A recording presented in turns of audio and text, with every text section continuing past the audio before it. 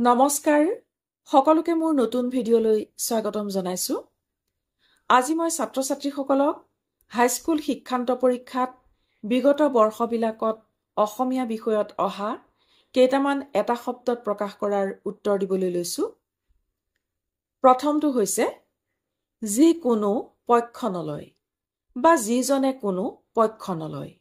উত্তৰটো হৈছে নিৰপেক্ষ। যি কথা কোৱা উচিত নহয় অকথ্য।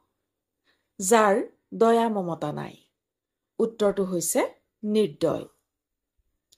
যি কথাৰ কোনো অৰ্থ নাই নিৰৰ্থক। পনীয়া গাখীৰ দিয়া গাই জলাহী।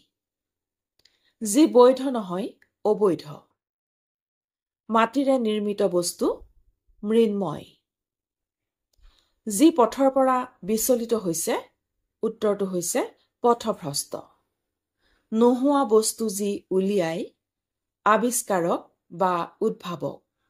এইকেইটা হৈছে 2021, 2022 আৰু 2023 বৰ্ষত অহা এটা শব্দত প্ৰকাশ কৰাৰ উত্তৰ।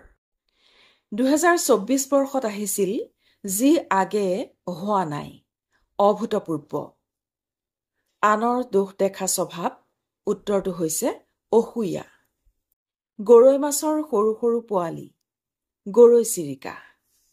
এইখিনিতে কৈ থওঁ কাৱৈ মাছৰ সৰু সৰু পোৱালিক কাৱৈ টিলিকা বুলি কয়। এইবাৰ আহিছো 2025 বৰ্ষলৈ।